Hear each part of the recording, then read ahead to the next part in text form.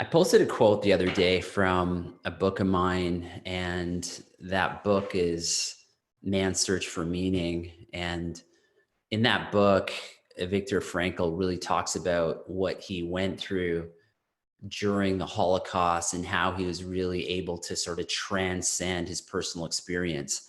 And so today I want to talk a bit about how we each can actually do that and how we can transcend our personal experience, regardless of what that is. And, I want to talk neurobiology. I want to talk neuroscience. I want to talk quantum physics. I want to talk cell biology, because there's some very interesting things happening around all of us. We're on technology more, we're on information overload.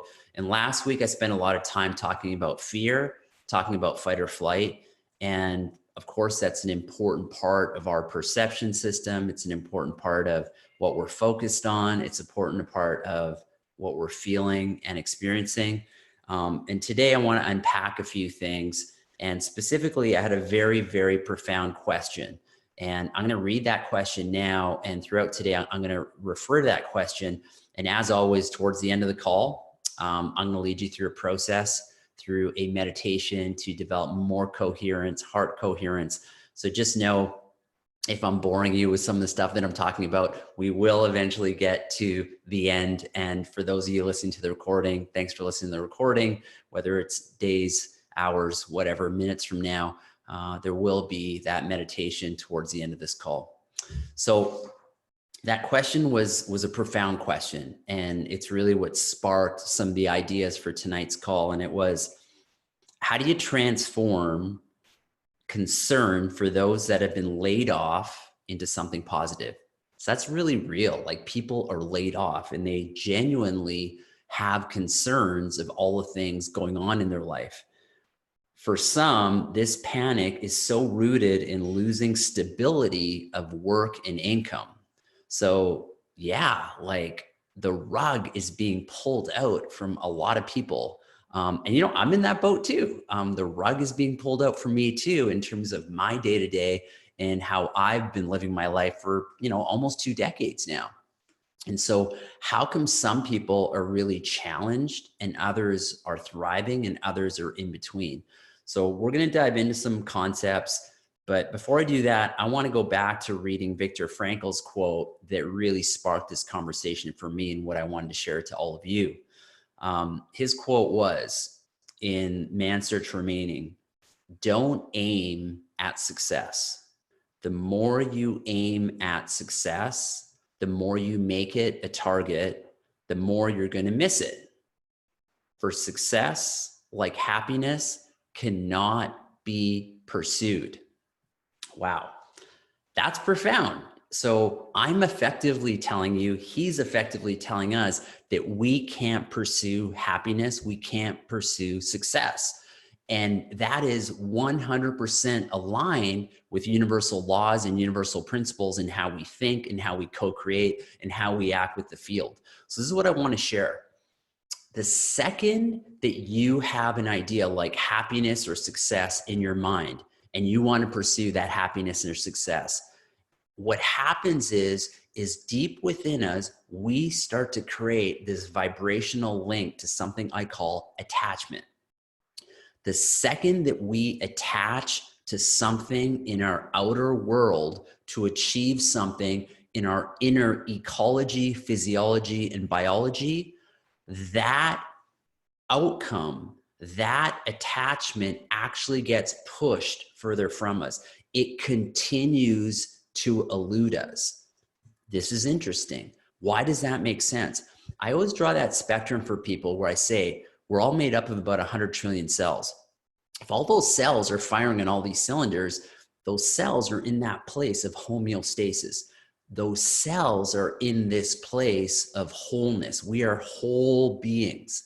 Think of it like this. Someone gave me an analogy the other day. They were talking about a light bulb. If you think about a light bulb, are you the encasing of the bulb looking in at the light within? Or are you the light illuminating the vehicle that allows you to experience that life?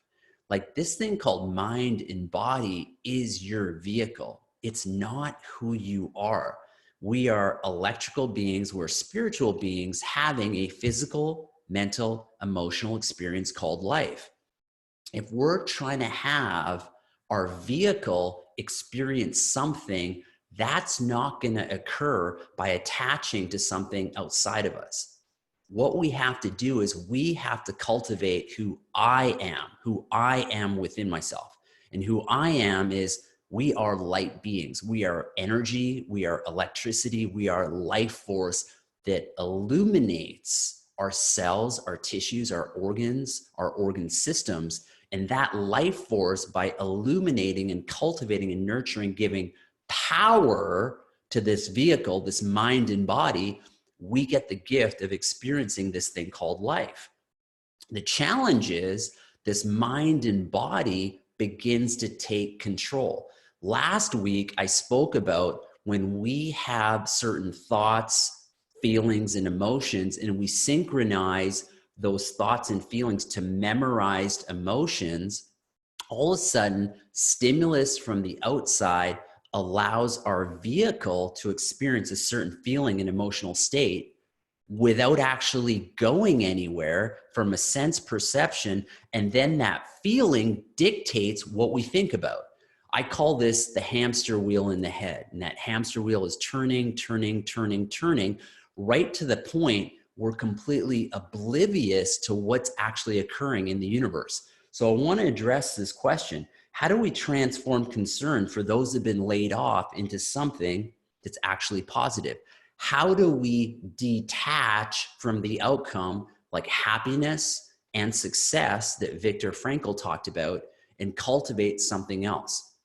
What we know is through neuroscience.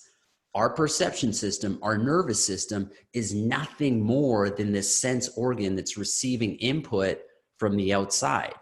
And the other thing that I'll say is that our perception system, and we know this scientifically, objectively through neuroscience, is only aware of less than 5% of what's in the unified field and what's in the environment. So what that means is that, is the concern for being laid off real? Absolutely. And I have common humanity and compassion for you. Is the concern for panic, losing stability in work and income real? Absolutely. And I have compassion and common humanity for you, as everyone should, because there's a lot of people in the world that are in that boat. And we must also know that that makes up less than 5% of your reality, less than 5% of what's in your environment, less than 5% of what's available. Those of you who've done the neural activation program with me, my workshop, I get into this in very strong detail, helping us tune into more and more of that 95%. One of the ways to do that is to develop more coherence in your nervous system, your biology, and your heart as well. So is that real? Yes. And you also have a family. You also have friends. You also have loved ones. You also have conversations with people around you that are positive, that are not about losing financial income, stability in your life, if you will. Now, here's where the crazy thing happens. So all of a sudden, if the rug gets pulled out from under us, which it has for a lot of us, how we're going to navigate in tomorrow's water is only going to be based on less than 5% of how our life actually was before this experience has taken place in the last couple of weeks, at least here in North America. So what that means is, in order to create something new, we have to do something different. I believe Einstein said this quote. He said, insanity is doing the same thing over and over and over again, yet expecting a different result. In order for something new to happen, something new must occur. So I want to kind of give you a bit of a wake-up call. The way things were in our world, from an economic, from a connection, from how we view our health and well-being, because get this, the fear of loss of health has led to a global crisis, economic crisis, physical distancing, the inability to leave your home. So a lot of us haven't even lost our health, but just the perception of losing our health has shut down this world. So I think one of the great things that's going to happen from this, being a healthcare practitioner, people are never going to look at their health in the same way, because they're going to see the ramifications that their health have. What does this mean for you that's not in healthcare? What does this mean for you in your 9-to-5 job, how you live your life? It means that you are a human being. You're a human being that has experience, has an education, has a skill set, has a way of doing things. And what I'm here to tell you, if you open your mind up to who you authentically are, the gifts that you bring to the world, and begin to cultivate ways that you can ultimately move into the world in a new and different way. One of the things Viktor Frankl said that was very profound that relates to this, I'm going to bridge it back, is what he says in his quotes. He said, happiness must happen, and the same holds true for success. You have to let it happen by not caring about it. Whew. So listen to this. Last week, I talked about our ability to clap waves of possibility in the unified field to experience a new reality in our environment. And that is based on us stoking the fire, building up that bonfire in here of that life force, that vibrational frequency, that subatomic frequency, allowing that vibration to get bigger and bigger and bigger and bigger. So all of a sudden those intentional thoughts to the field that come back as a magnetic frequency begin to show up in your life. The stronger that magnetic force, the more they show up. Here's the caveat. The second that you place an idea or intention in the unified field and attach to it, an attachment is a lower frequency. It is not a magnetic vibrational match to a high conscious idea, concept, intention. That's why when you have an attachment, it eludes you. That's why if you're attached to being happy and successful, you're going to have a greater challenge being happy and successful, because that idea keeps getting pushed away from you, because it's like your radio station is not tuned in to the right frequency to receive that experience, to receive that music, if you will. It's like your music is not tuned in, you're out of match. So having an attachment is coming from a needy, lower self, low vibration, and pushes away what you desire. He then goes on to say, this is based on universal laws. It's very, very cool. It goes, I want you to listen to your conscious commands so you do and carry on all of it to the best of your knowledge. So you'll see in the long run, that success will follow you precisely because you've forgotten to think about it. So essentially what he's saying is listen and going within to connect. And when you go within to connect, you start to realize you have unique gifts. You are unique. You are special. We all look different. We walk different. We talk different. We behave different. We connect different. We are unique. The way our DNA has stranded together and like created this physical vessel is completely different than any other human on the planet. What does that mean? That means you have something unique to share with the world. And it's not based in the 5% of what your perception system was seeing yesterday.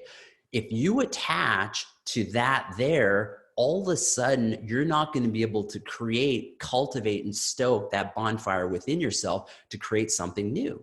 You're not going to be able to move forward. So what I'm inviting you to do is essentially shift focus away from attaching to having something on the outcome outside and more stoking the fire on the inside, cultivating the essence of who you are, your life force, and your connection and communication with that. So then all of a sudden your perception system and the veils of what's possible to you begin to collapse. When those veils begin to collapse, you start to see things, you start to have different conversations, you start to attract new people into your life with different conversations. And that's how opportunities and possibilities will open up for you. If you keep doing the same thing, you're right away going to move to survival. You're right away going to move to fight or flight. And with all due respect, I think it's fine. The government wants to pump money into a system, into a broken economic system we're going to continue printing money to create inflation, that's a Band-Aid. That's not a bailout. That is not the solution to the situation. It is a Band-Aid. And I have a strong opinion about that, but it's a truth. Only you have control of your autonomy. Only you have control of your thoughts. You have control what you focus on, and you have control on what you create. What I know is that we innately are creators. We are built to create. When we create, we feel progress. When we feel progress, we feel happy. Happiness is a byproduct that ensues as a result of creating. So with all the time and space and freedom that you have in your life today, my question to you is, what are you creating? Like, what are you creating? Yesterday, my wife and I, Kate, we were having a conversation. We are so busy. We're like, how did we get anything done? Because we're on our computers creating so much every day, from the second that we finish doing our work in the morning that allows us to stay connected, creating, so we can serve. One of the things Frankl says is that, and I agree with, based on universal laws and principles, we don't create a life from what we get or receive. We create a life by connecting to a vision that's greater to ourselves, to connecting to something that is so far beyond us that allows us to serve the world, other people, and humanity. That's how we get more connected. That's how we feel more whole. We have this concept of mind, body, and spirit. And when we fill up the buckets of those different areas of our life, all of a sudden we start to create, and we start to serve, and we start to impact people. I want to show you a couple drawings here I'm going to pull up based on this principle of what I'm sharing with you.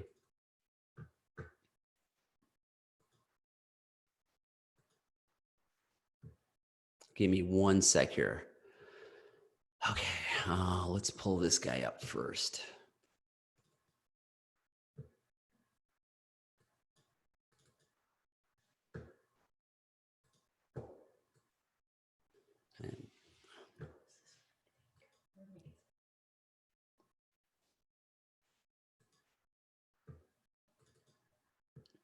Okay, so let me just minimize my Facebook screen here.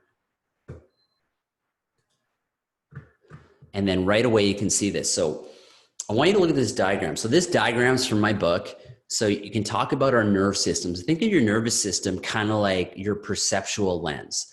And your perceptual lens is based on everything you've experienced in your past. It's based on those stresses, those traumas, those challenges, as well as the positive experiences that you've integrated.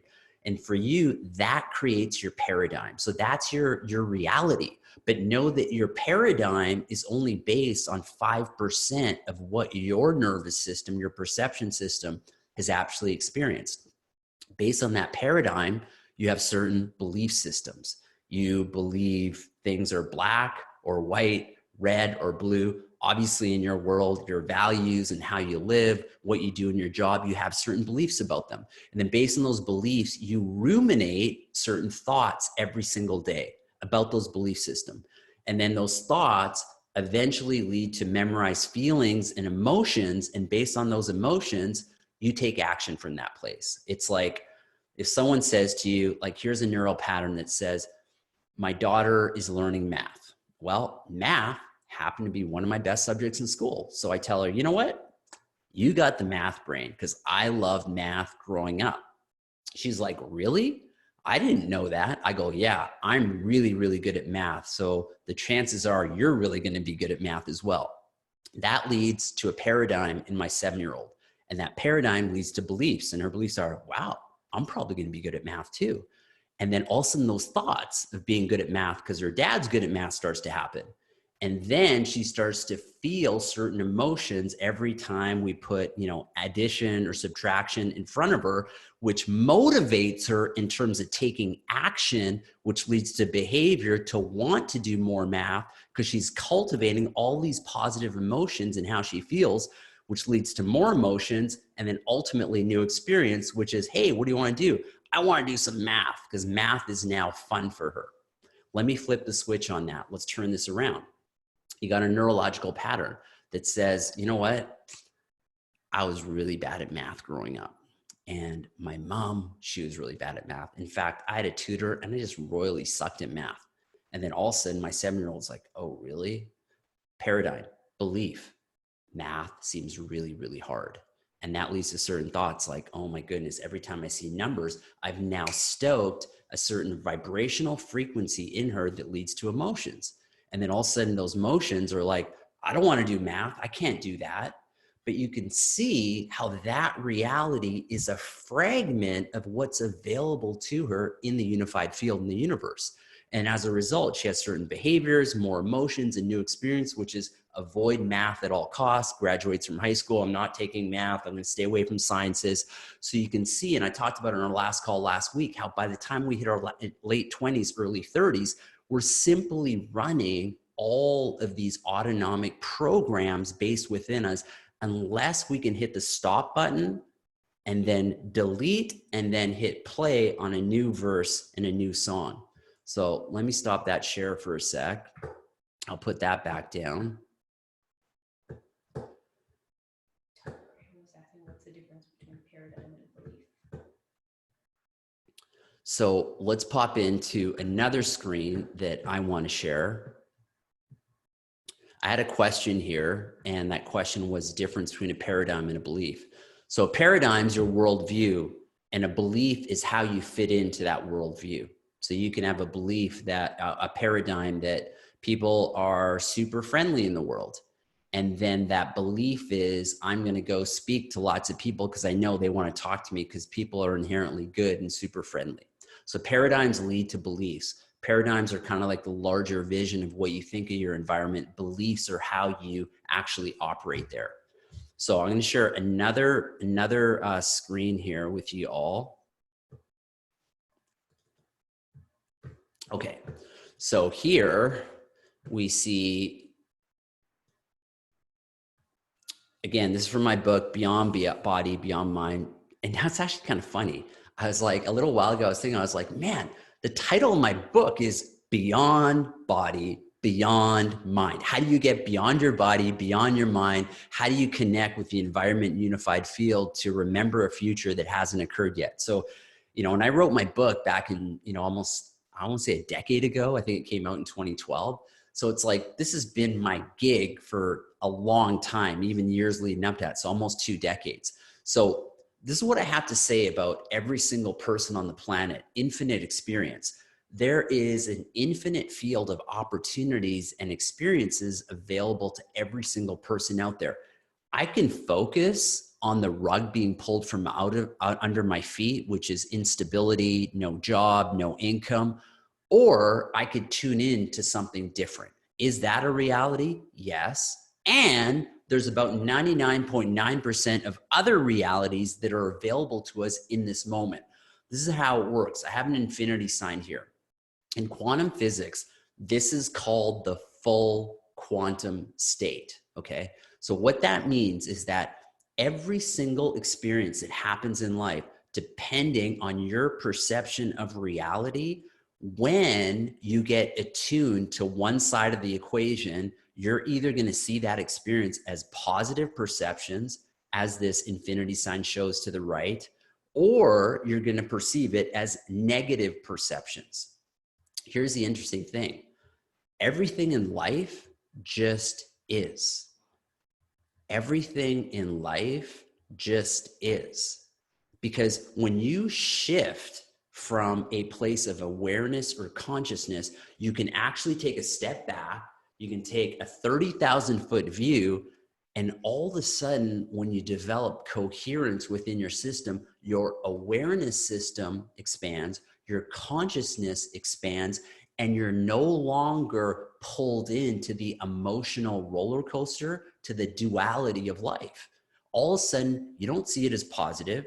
You don't see it as negative. You just see it for what it is. And you can simultaneously see the gift and the pain in that experience all in one moment. That is called when you're in your full power. We call this the full quantum state. When you're in the full quantum state, you can take a step back and actually see everything that's occurring in your reality and world, and actually be in a place of gratitude and be grateful, because you can see how the stress, challenge, trauma has challenged you, but you can also see as a result of that who you've become.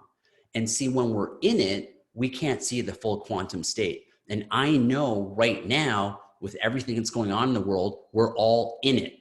And because we're in it, most of us are stuck in this negative perceptions. We're stuck in doom and gloom. We're stuck in fear. And eventually we're going to start to see some positive things. We've seen, less carbon footprint, a shift in what's going on with animals, a shift in ecology, our dependency on fossil fuels. But make no mistake, when you flip like that, you're still not seeing the full quantum state until you can take a step back. Until you take a step back and develop deep coherence in your system, your perceptual lens goes beyond the 5%. You can tap into that 95%, and all of a sudden you can see this as a beautiful, massive reset for humanity, the way we live life, and a gift and an opportunity to live life better. In the end, humanity wins. We win. When this is all over, we win. Make no mistake. I can feel that in my being. Do I know what it looks like? No. Do I know what 2 weeks looks like, a month looks like? No. But when you're in a high coherent state, you can see the full quantum perspective of life and be attuned to all those infinite experiences that are available to you. So no, this is where we ultimately want to get to. We don't get pulled into the left of negative. We don't get pulled into the right of positive. That's why when people talk about positive thinking and mindsets, everything, it's not everything. It's actually incomplete all by itself. And I really, really dive into that in my teachings, because I was a student of positive thinking for years. And for me, it didn't work. And for something to work, it should work 100% of the time. When you understand that we live in a dualistic universe, there's right, there's left, there's health, there's disease, there's abundance, there's poverty. But when you can take a step back, see the full quantum state, that's when you open your life up to possibilities that you never even knew existed.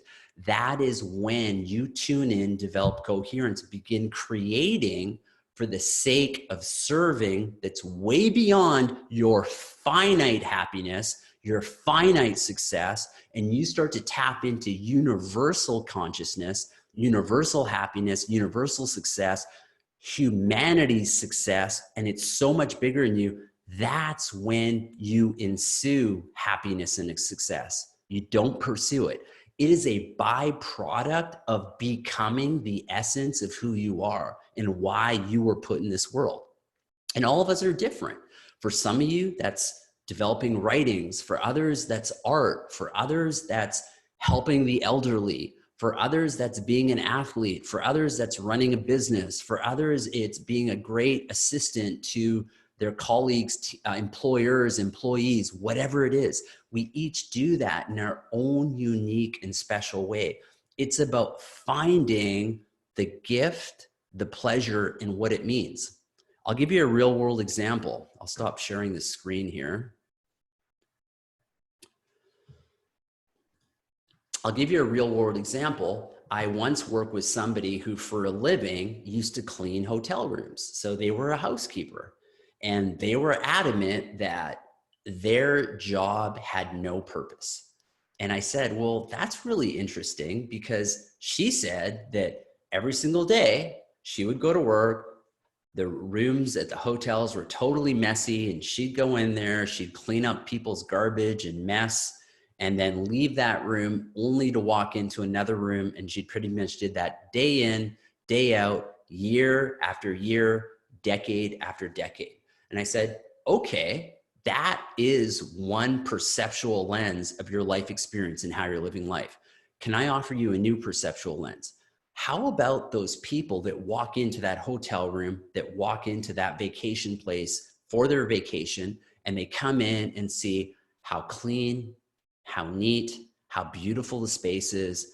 They're able to slow their life down. They're able to cultivate more vitality, get more restful sleep, and they're able to do all these things because you do your job so infinitely well.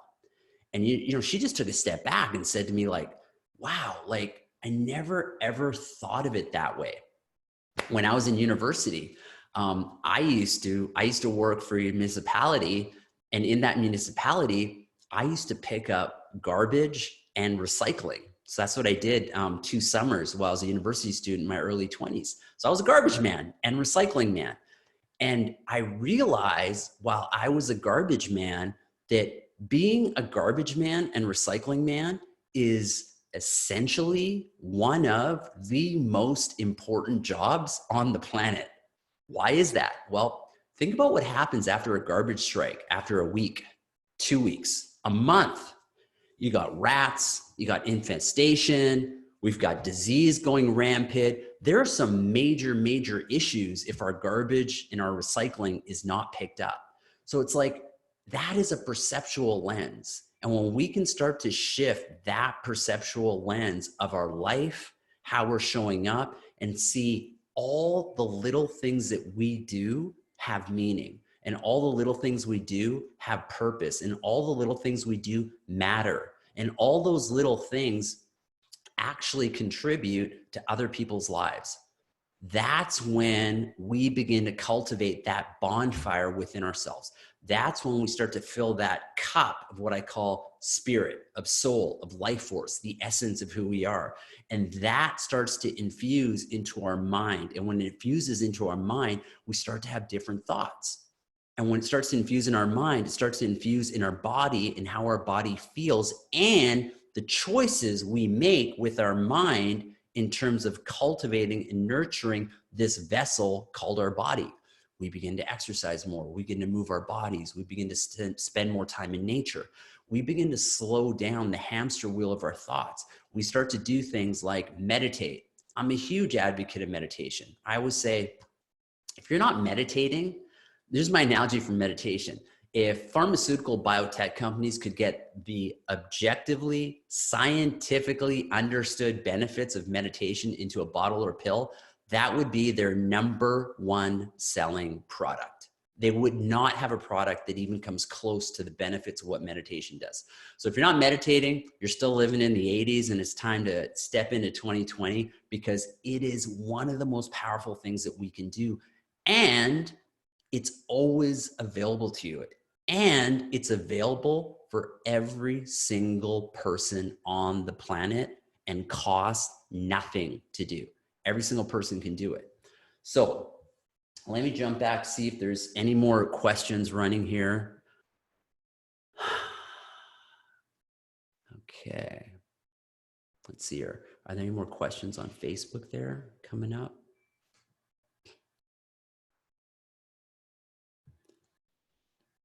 I always like asking questions. I can do deep dives on different things that allows us to do that. So let me just sort of answer the last bit of this one profound question about the panic is so rude in losing stability of work and income. Oh, good. I just wanted to add to that, like, I got Kate here with me. One would be people, how they deal with that. But then the other question is, how do other people deal with how people are feeling? Like, they might not be able to articulate what you shared to one other person, but is there a place they can also hold within themselves when these other people are faced with this panic and this feeling of instability? So the question was, is there a place that you can hold within yourself when other people are in a place of panic and instability? Is that correct? Okay, awesome. That is a great question. And I have a real world example for that question. So the other day,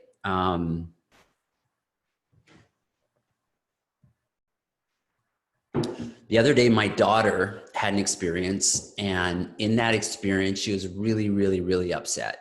I won't get into what happened, but the point was she was angry, she was upset. And the first approach was to sit down and speak with her and try to rationalize with her and try to make sense of her. And so for me, I'm taking a step back watching this, like, she's in fight or flight.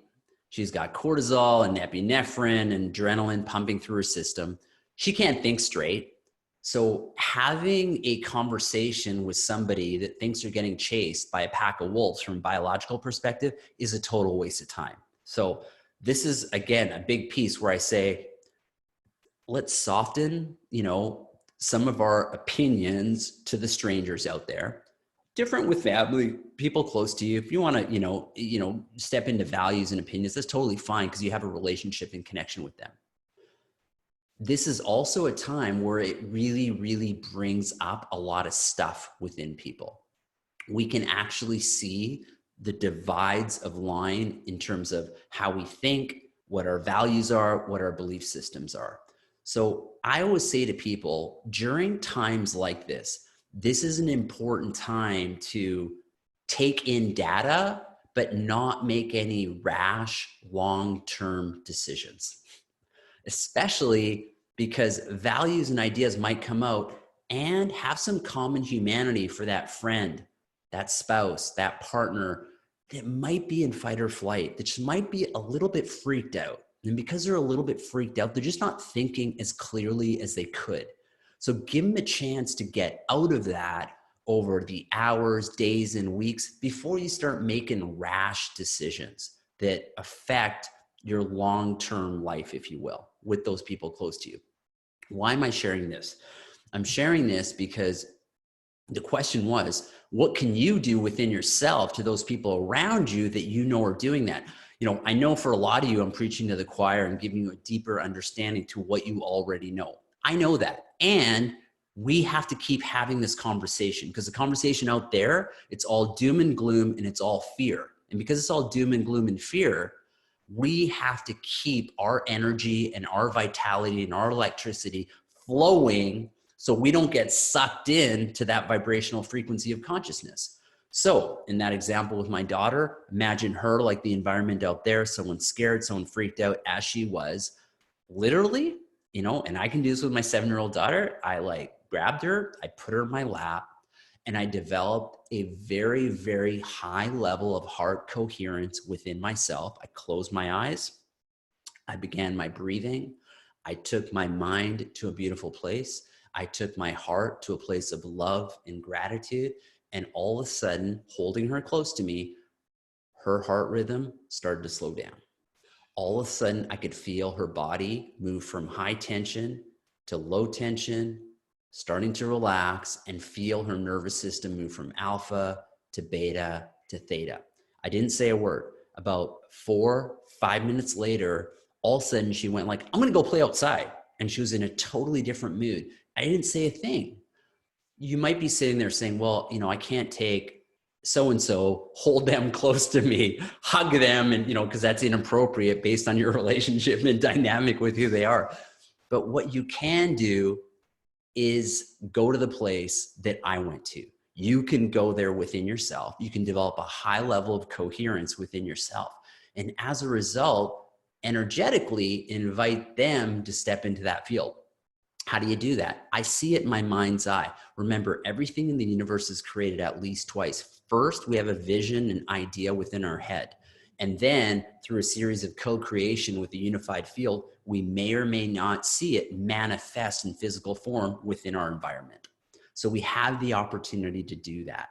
So for me, I create this field and I see this massive energetic field. My EMF is just huge, meters and meters wide. I see them stepping in. I see them melting from their head, moving from their head to their heart, developing coherence, developing connection, allowing that breathing rhythm to flow through, moving from alpha to beta to theta, moving to that co-creative space within ourselves that's always available for us. And when we're in that place, we're in that place of creation. When we're creating, we have these seeds and juices where our innate voice, our intuition begins to speak to us. We quiet down the sense perception from our environment.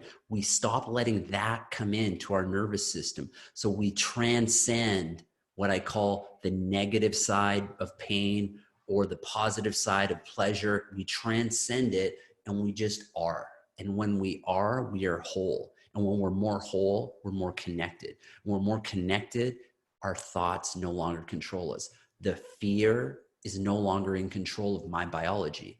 And when I'm in this place of coherence and connection, I have the opportunity to become more of the essence of who I am. I have the opportunity to come from my highest self, my whole self, my loving self, my gracious self. And I invite other people to now step into this frequency. And all of this is done without even opening my mouth. All of this is done by being subatomically, vibrationally, consciously in a place within ourselves. I have a saying, how you do anything is how you do everything. So if we can't do it within ourselves, it can never happen in our outer world. Anything that's ever been achieved on the outside is a result of a vibrational frequency on the inside. So having said that, any last questions? There was two quick questions. Okay. One is, what is your perspective on manifestation if we should not be attached to a specific outcome? What is your perspective on manifestation and not be attached to a specific outcome? Okay, so here's the deal. All of us are walking through this world with a limited perception of awareness and consciousness of what's available. So even me, I'm walking through this world. I have a perception system. I have a consciousness. Let's say it's this big. So I can't see what's here. I cannot see what's here because I can't see it. My blinders are on. I'm like that horsey going down the track racing, and I can't see the horse next to me because I'm chasing the rabbit, trying to get the rabbit to win the race, right? So it's impossible to create and have an outcome to your potential because your awareness and consciousness system can't see it, can't feel it, can't perceive it. What if I let the universe handle that? And I cultivated my connection within myself, my inner voice, my innate voice, my intuition. I let that speak to me because that's going to lead me on the next breadcrumb trail of what's possible. And as I start to move on that trail, my blinders will start to open up. My awareness, my consciousness, what's possible starts to happen. I will say, how can I set a 5-year goal when my limitation of perception today is so much smaller, and who I'm in the journey of becoming is going to be so much greater and grander in 5 years? So for me, I set a North Star. I have a very unique, maybe I should do a whole thing on goal setting because my ideas of goal setting are based on neuroscience, physics, and biology, and they're totally different than mainstream goal setting because I can't know what that goal is going to be. And if I do, it's coming from my finite, not the infinite field.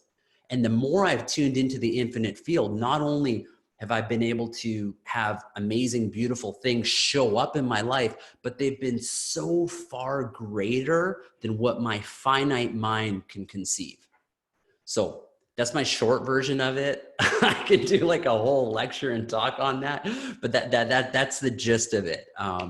In that the second you attach, it gets pushed away, and the attachment's coming from this needy feeling. It's not coming from a place of service. It's not coming from a place of space and infinite potential. It's coming from a place of lack and poverty.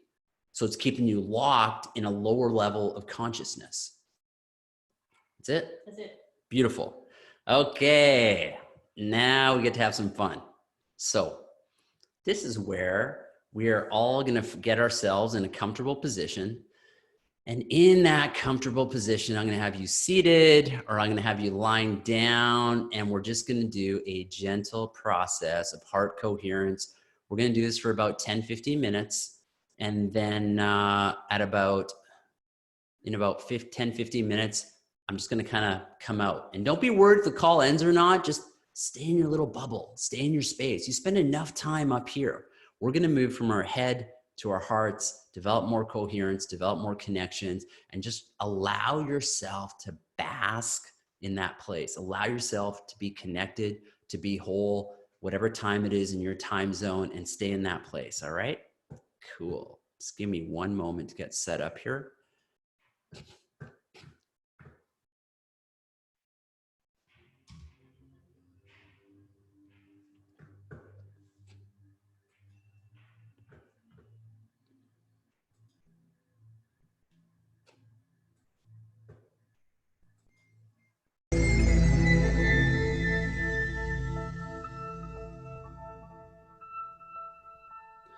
Okay, so what we'll do is we'll find a nice, comfortable, relaxing position. And in that place of comfort, we'll get you to close your eyes. And as you close your eyes, just allow your hands to either fall into your lap or fall to your sides, palms to the ceiling, allowing universal forces to step into your field, to allow the universe to interact with you.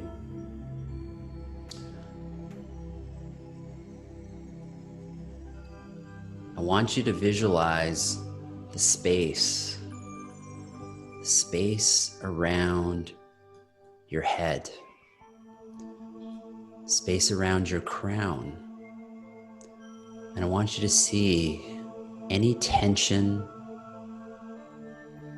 any rigidity, any holding on, and just allow that area to totally melt away.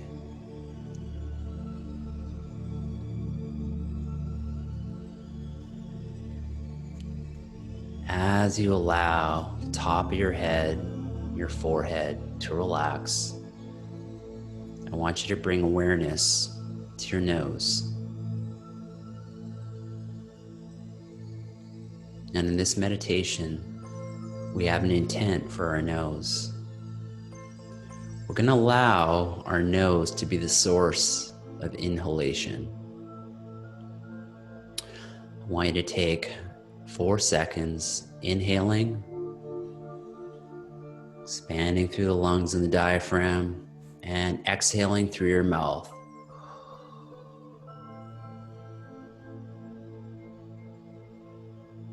I want you to spend 6 seconds exhaling. So I want your exhale to be slightly longer than your inhale. I just want you to continue that rhythm of breathing. Inhale through your nose. Exhale through your mouth. When you're not exhaling through your mouth, I want you to smile. I want you to smile at your life force. I want you to smile at your inner being. I want you to smile at your soul and the essence of who you are. That is you.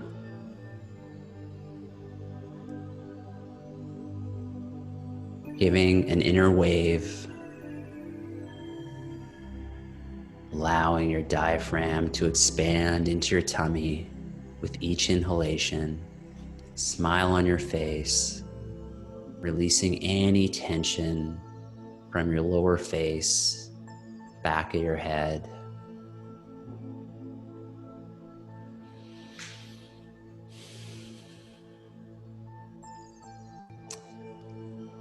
And I want you to transcend the pain-pleasure dualistic cycle. And with every inhalation, I want you to bring something of concern, something that stresses you, something that challenges you. But within every exhalation, I want you to see that stress, challenge, experience encapsulated with life force and being whole and being perfect and being placed in front of you for pure perfection, for your growth and evolution on this journey.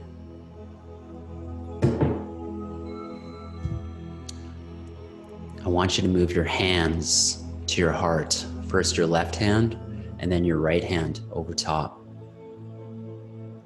As you continue to inhale through your nose, exhale through your mouth with a smile on your face. I want you to encapsulate any stress, any challenge, any hardship in your life with gratitude. Grateful to be able to live this life. Grateful to have that experience. And although you may not see it or feel it, gratitude transcends the lower emotions of it. Continue to smile, feeling grateful for giving yourself this space to cultivate that coherence within your soul, within your being, within your heart, and allow you to experience more love, more gratitude, more connection, more wholeness. You are a light being, a light warrior. And in pure perfection, you can experience your wholeness, your oneness, transcending everything in your environment, living beyond your perceptual lens, allowing the veils to come down of what's possible, allowing the veils to come down of your potential. Filling your mind, your body, and your soul with wholeness, with oneness. As you continue to inhale through your nose, exhale through your mouth, smile on your face, feeling love, feeling gratitude. You're doing so well. Being grateful for this time to cohere together, to step into the field beyond the chaos, beyond the challenge, beyond the stress. You are an abundant being. You can achieve. You can be all that you desire. And it all comes from wholeness. It all comes from allowing the expression of soul to flow through you, from the inside to the outside. It allows connection. It allows transcendence. It allows consciousness. You are that infinite being. It is always there for you to access in times of challenge and in times of coherence. The more you cultivate coherence, the more you cultivate connection, and you turn down the volume of the dualistic roller coaster of life. You become whole, you become present, you become one.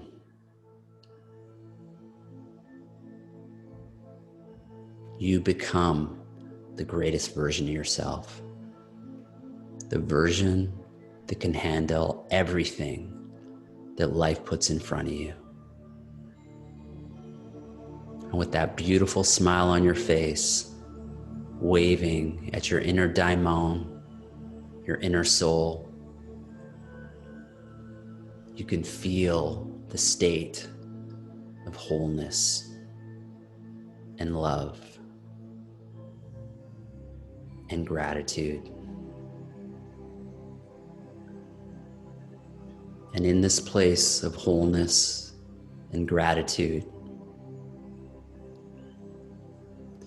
you are developing new neural connections to arrive here anytime you desire, simply by activating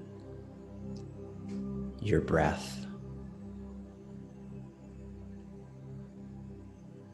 your wholeness, your oneness.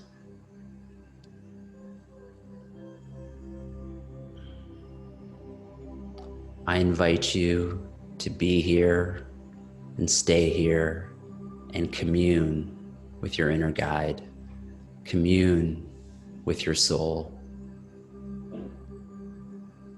and allow yourself this space for connection.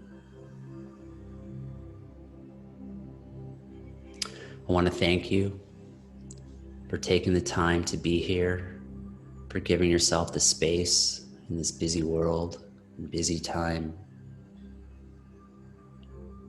I love and appreciate you.